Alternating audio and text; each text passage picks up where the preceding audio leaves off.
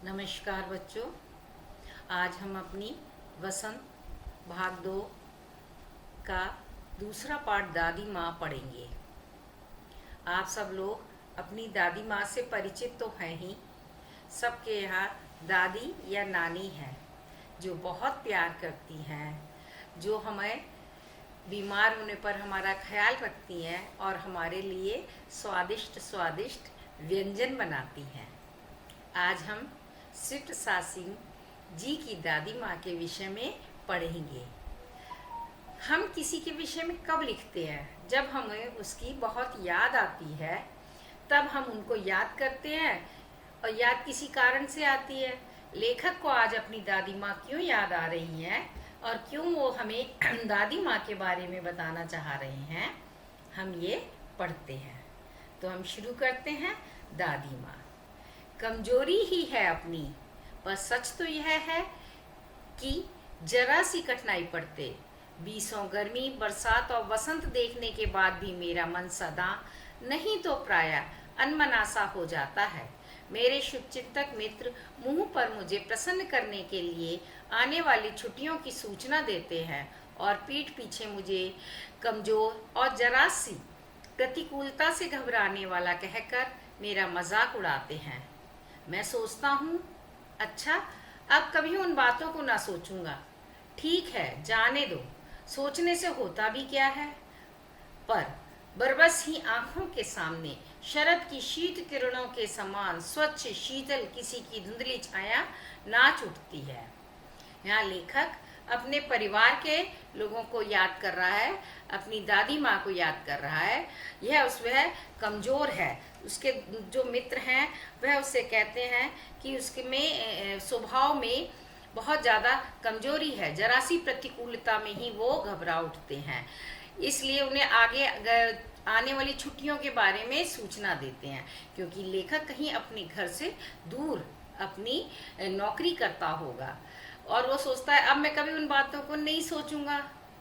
सोचने से होता भी क्या है। पर अचानक से उसके सामने एक शरद की शीत किरणों के समान स्वच्छ शीतल और धुंधली छाया नाच उठती है। ये छाया उसकी दादी माँ की है, उसको वो याद आ जाती हैं। उनके बारे में उसने कौन से विशेषण लगाए हैं? शरद की शीत किरणों के समान स्वच्छ और शीतल, मतलब दादी माँ को याद करना, एकदम मन के अंदर शीतलता का अनुभव करना है। मुझे लगता है कि जैसे क्वार के दिन आ गए हैं। मेरे गांव के चारों ओर पानी ही पानी हिलोरे ले रहा है। दूर के सिवान से बहकर आई हुई मोथा और साई की अधगली घासें, घेवर और वन प्याज की जड़ें तथा नाना प्रकार की बरसाती घासों के बीज सूरज की गर्मी में खौलते हुए पानी में सड़कर एक विचित्र गंध छोड़ रहे हैं। रास्तों में कीचड़ सूख गया है और गांव के लड़के किनारों पर झाग भरे जलाशयों में कूद रहे हैं। यहाँ लेखक ने अपने बचपन का वर्णन कर रहा है कि किस तरह बरसात का मौसम समाप्त होने पर जो जंगली घास हैं वो बह बहकर आ गई हैं और बहुत अधिक गर्मी के कारण वो सड़कर सूख गई हैं और उनमें से एक विचित्र सी गंध आ रही है। और जो तालाब है गांव का, उसमें वो घासें हैं जहाँ लड़के कूद कूद कर नहाते हैं। अपने अपने मौसम की अपनी अपनी बातें होती हैं। आषाढ़ में आम और जामुन ना मिले चिंता नहीं, अगहन में चिड़वा और गुड़ ना मिले तो दुख नहीं, चैत्र के दिनों में लाई के साथ गुड़ की पट्टी ना मिले अफसोस नहीं, पर क्वार के दिनों में इस गंधपूर्ण झाग भरे जल में कूदना ना हो तो बड़ा बुरा मालूम होता है। लेखक कहना चाह रहा है कि उसको झाग वाले पानी में नहाना बहुत अच्छा लगता है। उसको चैत्र के मौसम में गुड़ पट्टी ना मिले, अगहन में चिड़वा ना मिले, कोई बात नहीं, लेकिन नहाने को ना मिले तो उसको अच्छा नहीं लगता है। मैं भीतर हुड़क रहा था। 2-3 दिन ही तो कूद सका था। नहा धोकर बीमार हो गया। हल्की बीमारी ना जाने क्यों मुझे अच्छी लगती है। थोड़ा थोड़ा ज्वर हो, सर में साधारण दर्द और खाने के लिए दिन भर नींबू और साबु। लेकिन इस बार ऐसी चीज नहीं थी। ज्वर तो चढ़ता ही गया, रजाई पर रजाई, और उतरा रात 12 बजे के बाद। लेखक को इस थोड़ा छोटा मोटा बुखार आना अच्छा लगता था, क्योंकि छोटे मोटे बुखार में लेखक को साबूदाना खाने के लिए मिलता था और नींबू खाने के लिए, नींबू डालकर खूब उसे अच्छा लगता था। तो छोटा मोटी बीमारी तो उसे कोई बुरी नहीं लगती थी। लेकिन इस बार वो नहा नहीं पाया। एक तो उसको इस बात का दुख था, दूसरा बुखार जो चढ़ा तो चढ़ता ही गया और खूब सारी रजाई उसके ऊपर उड़ानी पड़ी, और रात के 12 बजे के बाद वो बुखार उसका उतरा। दिन में मैं चादर लपेटे सोया था। दादी माँ आई, शायद नहा कर आई थी उसी झाग वाले जल में। दुबले पतले स्नेह सने शरीर पर सफेद किनारीहीन धोती, सन से सफेद बालों के सिरों पर सद्य टपके हुए जल की शीतलता। आते ही उन्होंने सर पेट छुए, आंचल की गांठ खोलकर किसी अदृश्य शक्ति के चबूतरे की मिट्टी मुंह में डाली, माथे पर लगाई। दिन रात चारपाई के पास बैठी रहती, कभी पंखा झलती, कभी जलते हुए हाथ पैर कपड़े से सहलाती। अब क्या था, दादी माँ जो थी उसकी खूब सेवा कर रही थी। वो एकदम घबरा गई और वो नहा कर आई थी। उन्होंने उसका सिर छुआ और उसके मुंह में किसी मंदिर से अदृश्य शक्ति, मतलब किसी मंदिर के चबूतरे से मिट्टी लाई थी, वो डाली और उसके माथे पर लगाई। उसके पास बैठी रही, उसको पंखा झला और उसके हाथ पैर सहलाए। आपके घर में भी जब आप बीमार होते हो तो आपकी कोई ना कोई तो सेवा करता होगा ना, या तो मम्मी करती होंगी या दादी माँ करती होंगी, क्योंकि उस समय छोटा बच्चा जो है वो घबरा उठता है। दालचीनी का लेप करती और 20 बार छू छू कर ज्वर का अनुमान करती। ज्वर, बुखार, हांडी में पानी आया कि नहीं, उसे पीपल की छाल से छौंका कि नहीं, खिचड़ी में मूंग की दाल मिल गई है, कोई बीमार के घर सीधे बाहर से तो नहीं चला आया, आदि लाखों प्रश्न पूछ पूछ कर घर वालों को परेशान कर देती। मतलब दादी माँ सफाई का बहुत ख्याल रखती थी, और ये था कि कोई बाहर से आए तो सीधा बीमार के कमरे में नहीं जाना चाहिए। लाखों प्रश्न पूछती थी, खिचड़ी बनी तो बनी, उसमें कैसा छौंक लगा। ये सारी बातों के लिए दादी माँ बहुत अधिक परेशान रहती। एकदम उनको हर काम एकदम परफेक्ट, एकदम सही चाहिए था। दादी माँ को गांव की 50 किस्म की दवाओं के नाम याद थे। गांव में कोई बीमार होता तो उसके पास पहुंचती और वहां भी वही काम, हाथ छूना, माथा छूना, पेट छूना, फिर भूत से लेकर मलेरिया, सरसाम, निमोनिया तक के अनुमान विश्वास के साथ सुनाती। महामारी और विषुचिका के दिनों में रोज सवेरे उठकर स्नान के बाद लवंग और गुड़ मिश्रित जलधार, गुग्गल और धूप। मतलब खाली वो घर के लोगों के लिए ही इतनी अधिक परेशान नहीं रहती थी। गांव में भी कोई बीमार हो जाए वो वहां भी चली जाती थी, उनका बुखार देखती, माथा छूती, और जितनी बीमारियां हैं सबका अनुमान लगा लेती। यदि ये लक्षण है तो ये बीमारी, और किसी को कोई और लक्षण है तो ये वो बीमारी। कभी भूत और मलेरिया और सरसां, निमोनिया, पता नहीं कौन कौन सी बीमारियां बता देती थी सबको। और महामारी और विषुचिका होता है हैजा, जो गर्मियों में हो जाता है। वो कहती थी उन दिनों में सुबह उठ के स्नान करो, गुग्गल की धूप देना, सफाई कोई उनसे सीख ले। दवा में देर होती, मिश्री या शहद खत्म हो जाता, चादर या गिलाफ नहीं बदले जाते तो वे पागल हो जाती। बुखार तो मुझे अब भी आता है, नौकर पानी दे जाता है, मैस महाराज अपने मन से पकाकर खिचड़ी या साबू, डॉक्टर साहब आकर नाड़ी देख लेते हैं, और कुनैन का मिक्सचर की शीशी भी तिताई के डर से बुखार भाग भी जाता है। पर न जाने क्यों ऐसे बुखार को बुलाने का जी नहीं करता। इसमें लेखक कह रहे हैं कि उनकी दादी को सफाई का बहुत था, कि घर में सफाई बहुत होनी चाहिए, और ये बात बिल्कुल ठीक है। जब हमारे यहाँ सफाई नहीं होती तो बहुत सारे रोगों के लक्षण आ जाते हैं। जैसे आजकल कोरोना आप सुन रहे हो ना, कोरोना के दिनों में क्या कर रहे हैं हम लोग, आते ही नहाओ, कपड़े धो, कपड़े बदलो, ताकि बाहर से आया हुआ कोई भी जर्म्स घर के अंदर नहीं आए। जब बाहर से आए हुए जर्म्स आ जाते हैं तो बीमारी का खतरा और अधिक बढ़ जाता है। लेखक कह रहा है बीमार तो मैं अब भी होता हूँ। अब लेखक कहीं सर्विस कर रहा है, कहीं नौकरी पे है बाहर, तो कह रहा है मैं वहाँ पे नौकर है उसके पास, तो नौकर आता है, वो दवाई देता है, मैस महाराज जो है खिचड़ी बनाते हैं, डॉक्टर साहब भी आते हैं जो नाड़ी देखते हैं। पहले कौन देख रहा था, दादी माँ। गुनैन और मिक्सचर की शीशी की तिताई के डर से तो बुखार ही चला जाता है, मतलब आज भी उसे दवाई पीना पसंद नहीं है, पर उसे बुखार बुलाने का जी नहीं करता, क्योंकि उसमें वहां पर उसको ऐसे लगता है जैसे यहाँ उतना प्रेम, उतना अपनापन, उतनी अधिक अपनापन उसको नहीं है जितना कि दादी माँ जब होती थी तब उसको अच्छा लगता था। किशन भैया की शादी हुई तो दादी माँ के उत्साह और आनंद का क्या कहना। दिन भर गायब रहती, सारा घर जैसे उन्होंने सर पर उठा लिया हो। पड़ोसने आती, बहुत बुलाने पर दादी माँ आती। बहन बुरा न मानना, कार परोजन का घर ठहरा, एक काम हाथ से ना करूं तो होने वाला नहीं। जानने को तो सभी जानते थे कि दादी माँ कुछ करती नहीं, पर किसी काम में उनकी अनुपस्थिति वस्तुतः विलंब का कारण बन जाती। विलंब मतलब देरी का। दादी माँ कुछ करती नहीं थी, हुक्मी चलाती थी, पर कोई भी काम उनकी बिना मर्जी के हो नहीं सकता था। यदि कोई कर सब चीज सारे कामों में सभी महिलाएं उनके आदेश का इंतजार करती थी कि जो वो आदेश देंगी तभी हम काम करेंगे।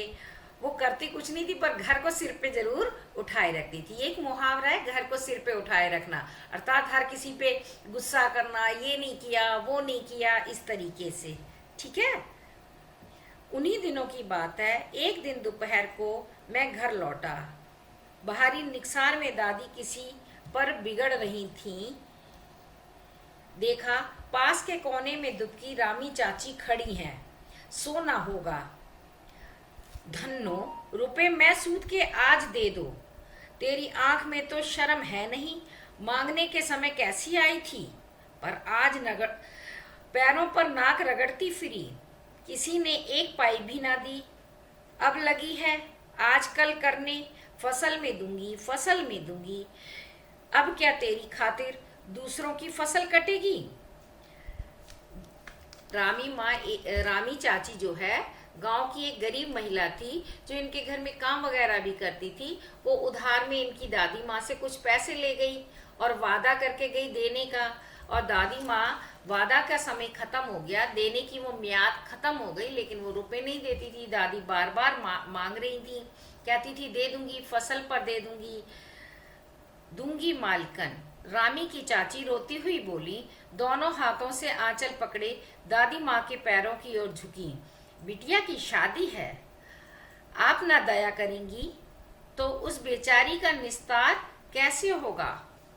हट हट, नहा के आ रही हूँ। दादी माँ पीछे हटी।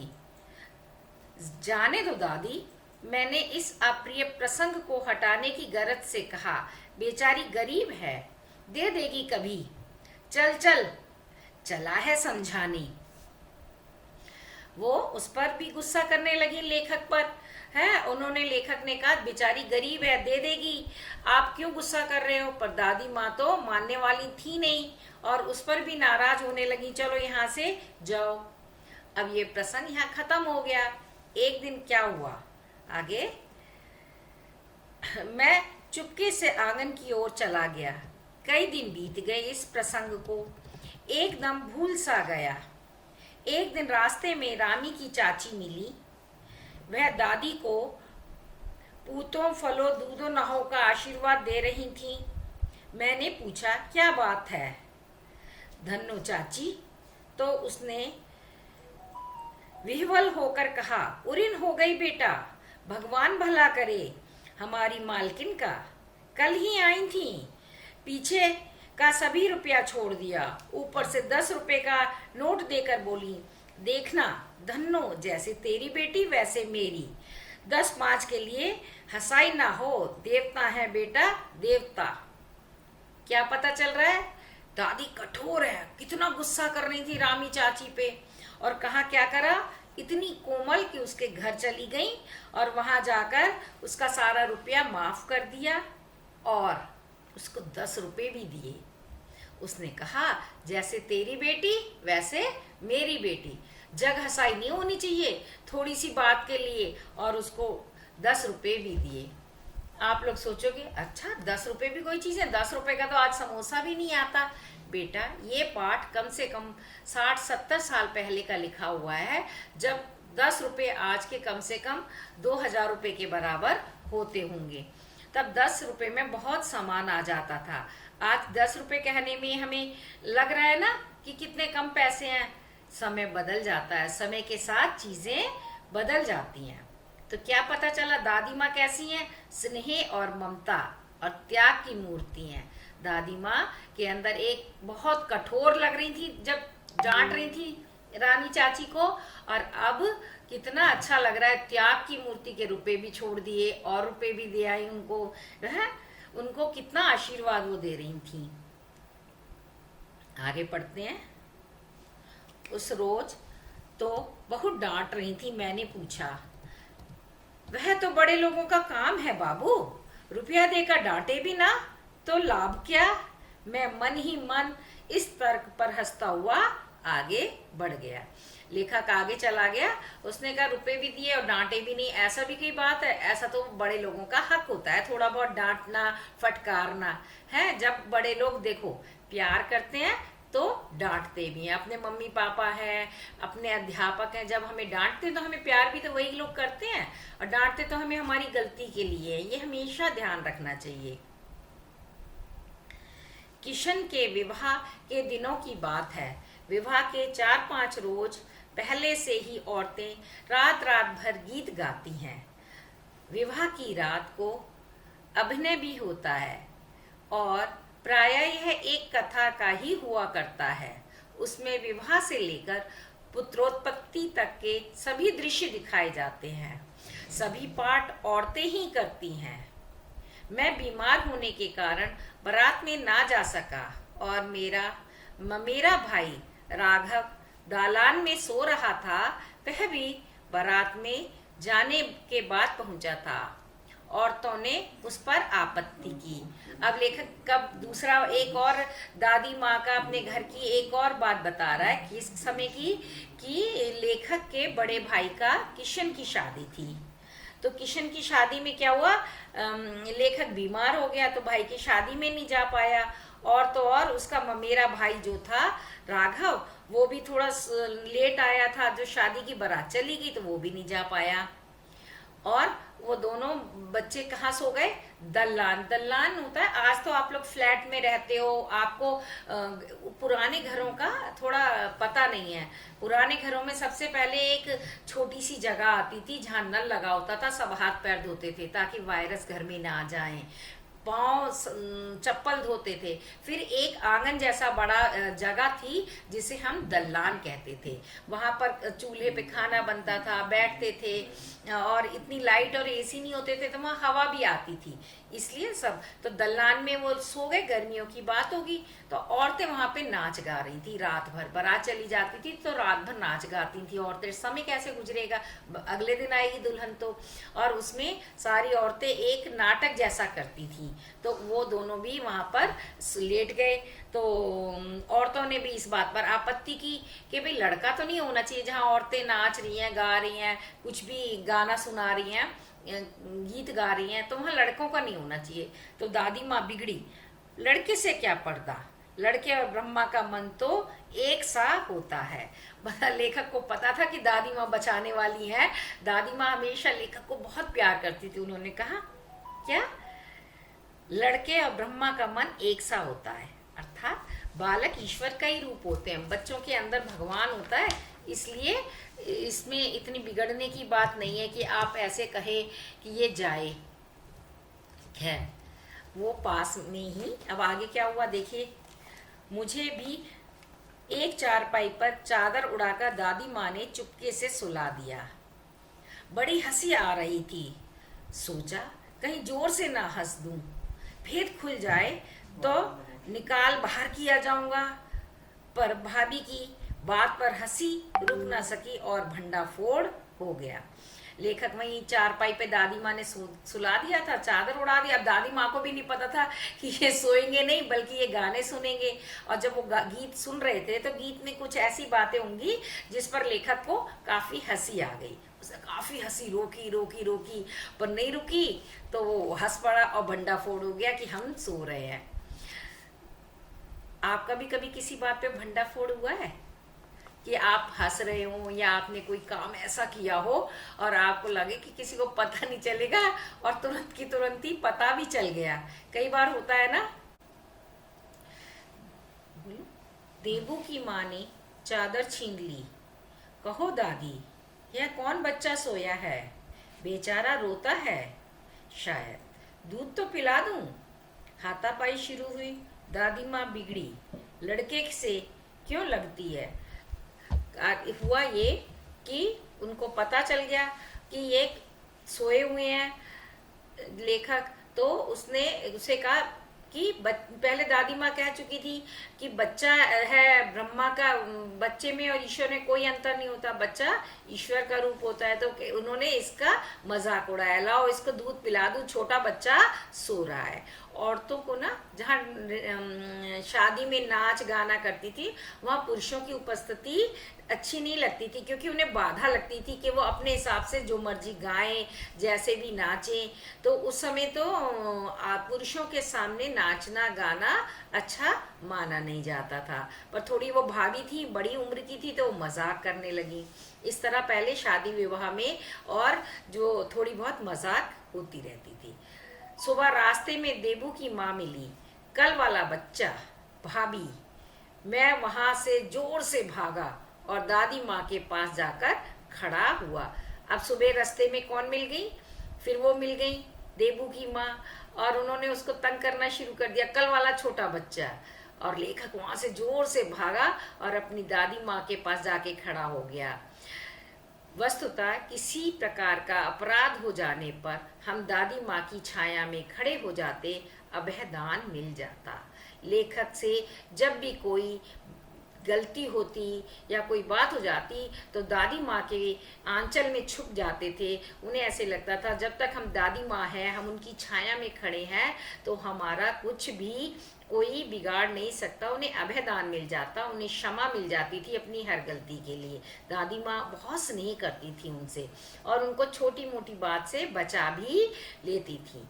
तो जब जैसे बरगद का पेड़ होता है, पीपल का पेड़ होता है, उसके नीचे कितने पेड़ और बढ़ते रहते हैं, ना उन पे धूप आती है और ना उन पर क्या होता है, बारिश आती है। तो वो उनको लगता है कि हम दोनों वृक्षों की छाया के अंदर बिल्कुल एकदम सुरक्षित हैं। और ऐसा लेखक को अपनी दादी माँ के साथ लगता था। ठीक है, अब अगला पैरा पढ़ते हैं। स्नेह और ममता की मूर्ति दादी माँ, एक एक बात आज कैसी कैसी मालूम होती है। परिस्थितियों का वात्या चक्र जीवन को सूखे पत्ते सा कैसा नचाता मालूम होती है। स्नेह और ममता की मूर्ति, दादी को कैसे बोला है? स्नेह और ममता की मूर्ति दादी माँ है। उनकी एक एक बात आज लेखक को कैसी पता चल रही है। परिस्थितियों का वात्या चक्र, वात्या चक्र का अर्थ घटनाक्रम। हमारे जीवन में ऐसी सी परिस्थितियां आती जाती रहती हैं, जैसे एक गोले में धरती घूमती है ना अपनी अपनी, और ऐसे ही हमारे जीवन का भी घटना चक्र क्रम चलता रहता है। जीवन को सूखे पत्ते सा कैसा नचाता है, इसे दादी खूब जानती थी। दादा की मृत्यु के बाद से ही वे बहुत उदास रहती। संसार उन्हें धोखे की टट्टी मालूम होता। दादा ने उन्हें स्वयं जो धोखा दिया, वे सदा उन्हें आगे भेजकर अपने पीछे जाने की झूठी बात कहा करते थे। दादा की मृत्यु के बाद कुकर मुत्ते की तरह बढ़ने वाले, मुंह में राम बगल में छुरी वाले दोस्तों की शुभ चिंता ने स्थिति को और भी डावाडोल कर दी। दादा के श्राद्ध में दादी माँ के मना करने पर भी पिताजी ने जो अतुल्य संपत्ति व्यय की वह घर की तो थी नहीं। अब उन्होंने बताया कि अब क्या हुआ कि परिस्थितियों का घटना चक्र सूखे पत्ते सा नाच रहा है उसके सामने। वो सारी बातें याद आ रही हैं, वो याद करके हमें लिख रहे हैं। क्या क्या दादी माँ खूब जानती थी। क्या जानती थी है? बहुत सारी ऐसी बातें घर की। एक क्या था, दादाजी की मृत्यु हो गई, दादाजी दादी के पति, तो वो बहुत उदास रहती। उन्हें संसार कैसे लगता, धोखेबाज लगता था, धोखे की टटिया लगती थी कि संसार में कुछ भी सदा नहीं है, जो भी कुछ दिख रहा है ये सब नष्ट होने वाला है, जो आज है वो कल नहीं रहने वाला। दादा ने जो उनसे क्या कहा था कि वे पहले दादी को भेज देंगे, पीछे से खुद जाएंगे। कहाँ भेज देंगे? भगवान के घर। कि पहले दादी भगवान के घर जाएंगे, दादाजी बाद में जाएंगे। पर ये बात दादाजी की झूठी निकली और दादाजी पहले चले गए हैं। उनके बाद कुकर मुत्ते की तरह बढ़ने वाले, मुंह में मतलब क्या हुआ, कुकर मुत्ता एक ना बरसातों में एक पेड़ होता है, छोटे छोटे से पेड़ होते हैं, अपने आप उगाते हैं और बढ़ने लगते हैं, तो कुकर मुत्ता कहते हैं उन्हें। तो उनके कुछ दोस्त थे जिन्होंने धोखा दिया। मुंह में राम बगल में छुरी, ये भी एक मुहावरा है, कहते कुछ और करने को लिए कुछ।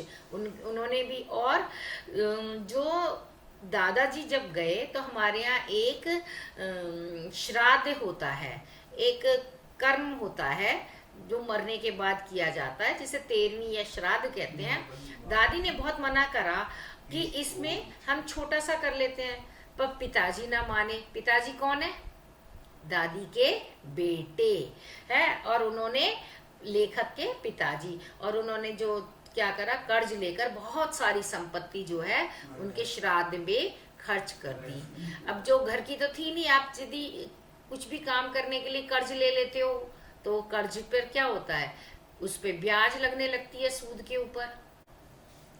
दादी माँ अक्सर उदास रहा करती थी। माघ के दिन थे, कड़ाके का जाड़ा पड़ रहा था, पछुआ का सन्नाटा और पाले की शीत हड्डियों में घुस पड़ती। शाम को मैंने देखा दादी माँ गीली धोती पहने कोने वाले घर में एक संदूक पर दिया जलाए हाथ जोड़े बैठी हैं। उनकी स्नेह कातर आंखों में मैंने आंसू कभी नहीं देखे थे। मैं बहुत देर तक मन मारे उनके पास बैठा रहा। उन्होंने आंखें खोली। दादी माँ, मैंने धीरे से कहा, क्या है रे, तू यहाँ क्यों बैठा है? दादी माँ, एक बात पूछूं, बताओगी ना?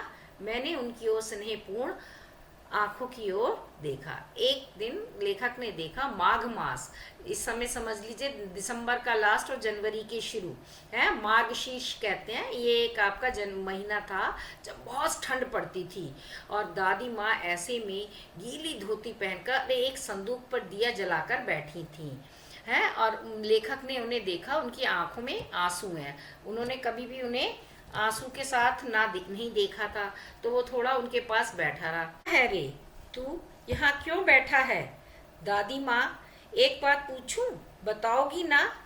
मैंने उनकी स्नेहपूर्ण आंखों की ओर देखा। क्या है? पूछ। तुम रोती थी? दादी माँ मुस्काई। पागल, तूने अभी खाना भी नहीं खाया ना? चल चल, धोती तो बदल लो। दादी माँ, मैंने कहा, मुझे सर्दी गर्मी नहीं लगती बेटा। वे मुझे खींचती हुई रसोई में ले गईं। सुबह मैंने देखा चारपाई पर बैठे पिताजी और किशन भैया मन मारे कुछ सोच रहे हैं। दूसरा चारा ही क्या है? बाबू बोले, रुपया कोई देता नहीं, कितनों के तो अभी पिछले ही बाकी हैं। वे रोने से हो गए। रोता क्यों है रे? दादी माँ ने उनका माथा सहलाते हुए कहा, मैं तो अभी हूँ ही। उन्होंने संदूक खोलकर एक चमकती सी चीज निकाली। तेरे दादा ने यह कंगन मुझे इसी दिन के लिए पहनाया था। उनका गला भर आया। मैंने इसे पहना नहीं, इसे सहेज कर रखती आई हूँ। यह उनके वंश की निशानी है। उन्होंने आंसू पोंछकर कहा, पुराने लोग आगा पीछा सब सोच लेते थे बेटा। इसमें उसने दादी माँ ने उसको रोने नहीं दिया और उसे रसोई में ले जाके खाना खिलाया। अगले दिन लेखक ने देखा कि उसके पिता और बड़े भैया कुछ सोच रहे हैं। तभी दादी माँ आई कि इतने परेशान मत हो, मैं अभी हूँ। और उन्होंने एक कंगन जो है उनको दिया, अपने बेटे को दिया और कहा ये ले जाओ और इससे अपना कर्ज पूरा कर लो। उन्होंने, वो थोड़ी दुखी तो थी क्योंकि ये कंगन उनके दादाजी ने उनको दिए थे, इसलिए रात को वो रो भी रही थी, उनसे माफ़ी मांग रही होंगी कि भाई मैं तुम्हारे वंश की निशानी जो है नहीं, उन्होंने, यह उनके वंश की निशानी है, मतलब उनके पूर्वजों की निशानी है जो मैं नहीं संभाल कर रख पाई। आज मुझे उससे घर चलाने के लिए, परिवार चलाने के लिए देना पड़ रहा है। और कहते हैं पुराने लोग आगा पीछा सब सोचते थे। पुराने लोग बहुत अनुभवी और ज्ञानी होते थे। वो कोई भी सोना वगैरह जो खरीदते थे वो इसलिए लेते थे महंगी चीज़ें, ताकि जब हमारा बुरा समय आए तो हम उसे बेचकर उससे अपना समय, उससे अपना काम चला सके, है ना। आज भी बहुत सारे लोगों का बुरा समय आया, कोरोना काल में लोगों की नौकरी छूट गई या कोई परेशानी हुई तो लोगों ने अपना जो पुराना पैसा बचा कर रखा था उससे खाना पीना और अपना समय निकाला। सचमुच मुझे दादी माँ शापभ्रष्ट देवी सी लगी। शापभ्रष्ट देवी का मतलब कि वो एक देवी थी जो किसी शाप के कारण जिनको पृथ्वी पर जन्म लेना पड़ा, उन्हें इसलिए शापभ्रष्ट देवी सी लगी। धुंधली छाया विलीन हो गई। अब लेखक जो सोच रहा था, जो दादी माँ की एक शीतल स्वच्छ धुंधली छाया थी, वो अब धीरे धीरे विलीन हो गई। विलीन मतलब वहां से गायब हो गई। दादी और दिन काफी, मैंने देखा दिन काफी चढ़ आया है। पास के लंबे खजूर के पेड़ से उड़कर एक कौआ अपनी घिनौनी काली पांखें फैलाकर मेरी खिड़की पर बैठ गया। हाथ में अब भी किशन भैया का पत्र कांप रहा है। काली चींटियों सी कतारें धूमिल हो रही हैं। आंखों पर विश्वास नहीं होता। मन बार बार अपने से ही पूछ बैठता है, क्या सचमुच दादी माँ नहीं रही। अब आप ये समझ पाए ये कब सोच रहा था लेखक को एक पत्र आया है किशन भैया का। किशन भैया ने लिखा है कि दादी माँ नहीं रही, और वो पत्र पढ़ रहा है। उसकी आंखों में पत्र पढ़ते पढ़ते आंसू आ गए हैं और उसकी ऐसी मनोदशा हो गई, और वो उसके सामने पूरा दादी माँ का के साथ बिताया हुआ समय और हर बात उसके सामने आती चली गई। क्यों? क्योंकि लेखक को दादी माँ से गहरा लगाव था।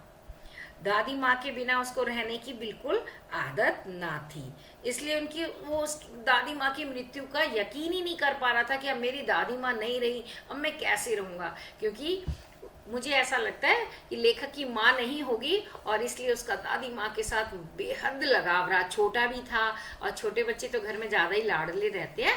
यहाँ पर शिव प्रसाद सिंह जी द्वारा लिखा दादी माँ पाठ समाप्त रहा। क्या सचमुच, फिर वो अपने से पूछता है, क्या सचमुच दादी माँ नहीं रही, है ना। अभी भी विश्वास नहीं हुआ, और उसको जो दिख रहा था, जो शब्द हैं जो ये आप देख रहे हो ना, काले काले शब्द, ये ऐसे लगने लगे जैसे चींटियां चल रही हों। उनके आंखों के सामने से वो जो चींटियों की वो जो लिखावट थी, चींटियों की कतारें जैसी लगने लगी। ठीक है, थैंक यू। मुझे लगता है आपको ये पाठ समझ आ गया होगा, और आपने इस पाठ में पढ़ते पढ़ते लेखक की दादी माँ की कल्पना के साथ साथ आपने अपनी दादी माँ की भी कल्पना की होगी। किस तरह दादी माँ आपको स्नेह करती हैं, अपने हृदय से लगाती हैं, बीमार होने पर आपकी सेवा करती हैं। ठीक है, अब हम इसके प्रश्न उत्तर और भाषा अध्ययन पर कल चर्चा करेंगे।